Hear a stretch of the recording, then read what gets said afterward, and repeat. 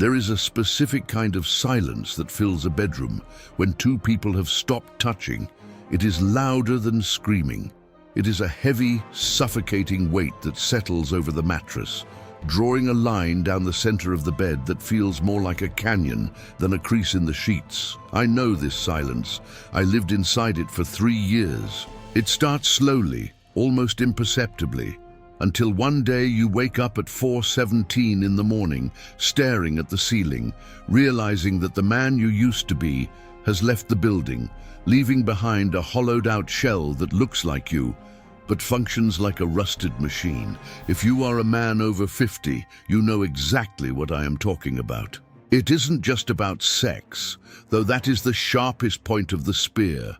It is the exhaustion. It is the feeling that gravity has been dialed up, pulling your bones down into the earth. It is the brain fog that makes you feel like you are watching your own life through a dirty windshield.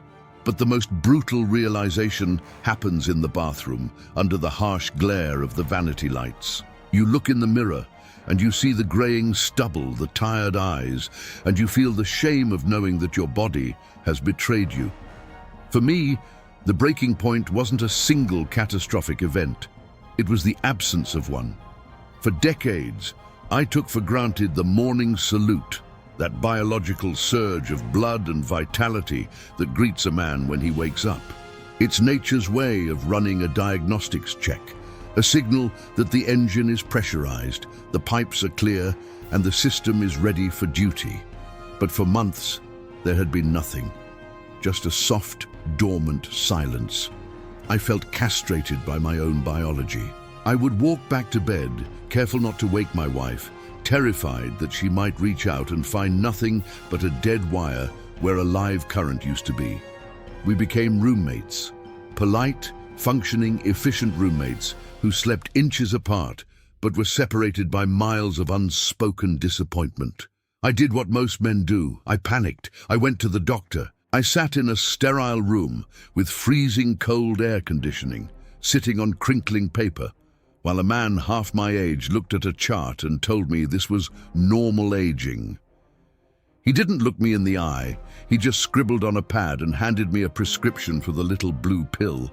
He treated me like a defective toaster that just needed a jump start. I took the paper, feeling a mix of relief and humiliation. I thought I had the answer. I was wrong. The nights I used that pill were some of the darkest of my life. Yes, it forced a reaction, but it felt mechanical, hydraulic, and completely detached from desire. It came with a pounding headache that felt like a belt being tightened around my skull, a flushed face that made me look like I was having a stroke, and a heart rate that terrified me. It wasn't intimacy. It was a medical procedure. I was masking the rot. I was painting over rust. I remember lying there afterwards, my head throbbing, realizing that the pill was a lie. It wasn't fixing me. It was just forcing blood through corroded pipes that were screaming under the pressure. I realized then that my body wasn't just tired. It was clogged. It was shutting down from the inside out because the fundamental pathways of life, my blood vessels, were failing to do their job.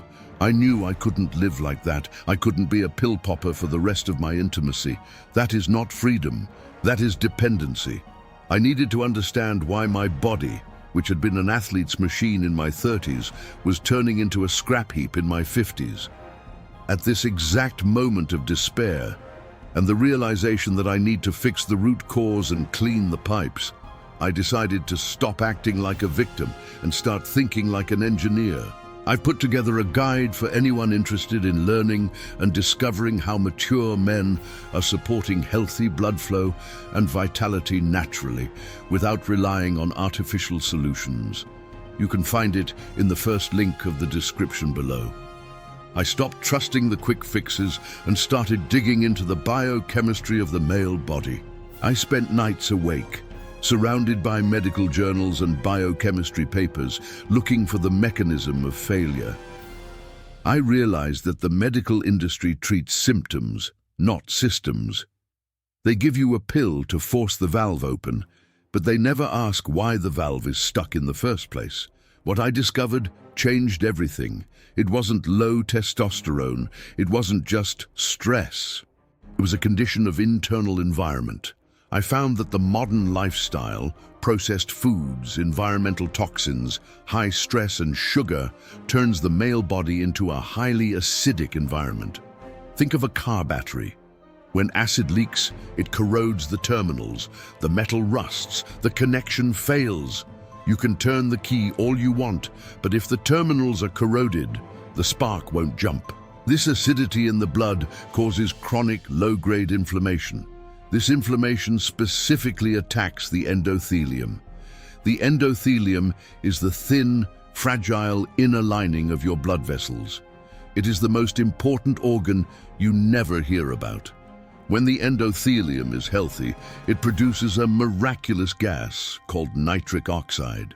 Nitric oxide is the signal that tells your blood vessels to relax, to widen, and to allow the roaring river of blood to flow into your extremities when you need it. But when your body is acidic, the endothelium gets scarred. It's like sandpaper rubbing against the inside of your veins. The scarring prevents the production of nitric oxide. The vessels clamp shut. The blood cannot flow. The morning salute dies because the plumbing is literally rusted shut by inflammation and acidity. I wasn't impotent, I was inflamed, I was acidic. My body was trying to protect itself by constricting blood flow, and I was paying the price with my manhood. I realized I didn't need a stimulant, I needed a solvent.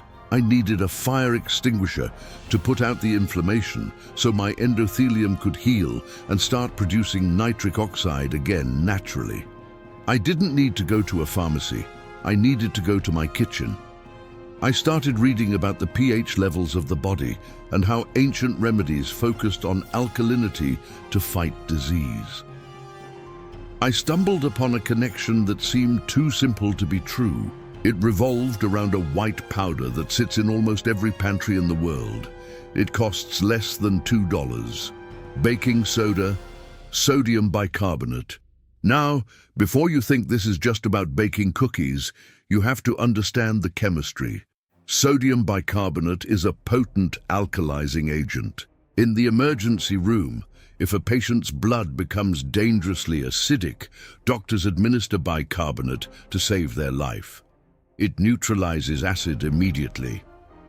I began to wonder, could a daily controlled dose of this simple ingredient neutralize the chronic acidity that was destroying my blood vessels?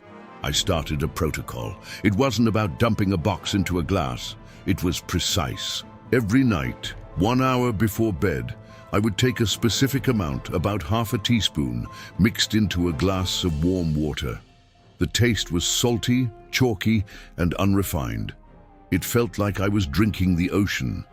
But as I swallowed it, I visualized it as a cleaning agent, washing through my system, neutralizing the battery acid that had been eating away at my veins for a decade. The theory was that by raising the pH of my body slightly, moving it from acidic to alkaline, I would stop the chemical assault on my endothelium. If the assault stopped, the lining could heal. If the lining healed, the nitric oxide factory would reopen. I wasn't the only one trying this. In the deep corners of men's health forums, I found others. I read a story from a man named David from Oregon, a truck driver who had nearly lost his marriage. He described the exact same symptoms: the cold feet, the brain fog, the dead bedroom. He started an alkalizing routine using baking soda and mineral water. He wrote about the phantom returning. He said that after 3 weeks, he woke up with an erection so hard it hurt, something he hadn't felt since he was 25. Then there was Marcus, a retired engineer, who explained that clearing the acidity reduced the plaque in his arteries, lowering his blood pressure and bringing the warmth back to his hands. These weren't paid actors. These were desperate men who had hacked the system. I stuck to the ritual. The first week, nothing dramatic happened physically, but I slept better. The heavy, drugged exhaustion was replaced by a cleaner tiredness. I woke up feeling alert, not groggy. The second week, I noticed something strange. My hands and feet were warm. For years I had suffered from cold extremities, a classic sign of poor circulation that I had ignored. Now, sitting at my desk, my hands felt like they were radiating heat. The blood was reaching the edges of the map again. The corrosion was clearing. Then came the morning that I will never forget. It was a Tuesday, about 3 weeks into the protocol. I woke up before the alarm. The room was dark, and there it was. Not a flicker, not a half-hearted attempt. A full, pressurized, undeniable morning salute. It was standing guard like a sentry. I lay there, terrified to move, thinking it was a fluke. But it stayed.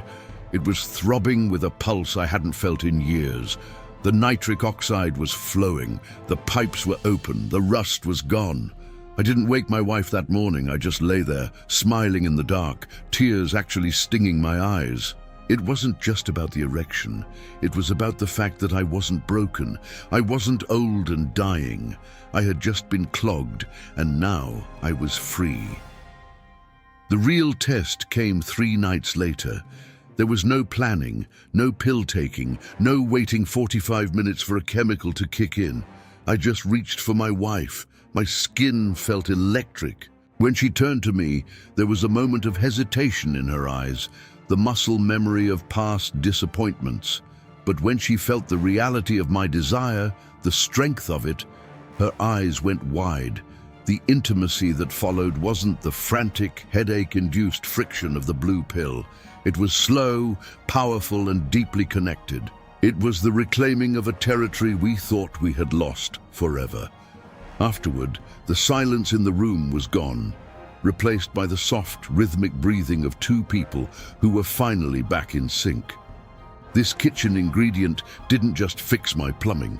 It reset my biological clock. By alkalizing my system, I had stopped the inflammation that was aging me. My energy returned. The afternoon crash disappeared. I felt a mental clarity that was sharp and aggressive. I felt like a man again. But here is the warning I must give you. This isn't about magic. It is about biology. The medical industry doesn't want you to know that the solution to your decline might be sitting in a cardboard box in your cupboard. They can't patent baking soda. They can't charge you $20 a pill for alkalinity. They want you dependent. They want you to accept the rust as a natural part of aging so they can sell you the paint to cover it up. You have a choice. You can accept the decline. You can accept the silence in the bedroom and the coldness in your body. Or you can take responsibility for your internal environment. You can clean the pipes. You can flush out the acid that is corroding your manhood. I am sharing this because I know the pain of looking in that mirror. I know the humiliation of the doctor's office, and I know the profound joy of waking up and feeling the engine roar to life again. It requires consistency. It requires you to listen to your body, but the reward is your life back. For those ready to reclaim their edge and skip the trial and error, I've included a guide in the first link of the description on how mature men are supporting healthy blood flow and vitality naturally, without relying on artificial solutions. Do not let yourself rust. Do not go gently into that gray, tired night. You have the tools. You have the power. The fire is still there. It just needs air to breathe. Clear the blockage and let it burn.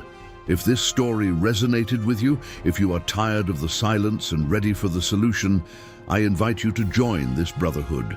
Subscribe to the channel. We are building a community of men who refuse to expire before their time.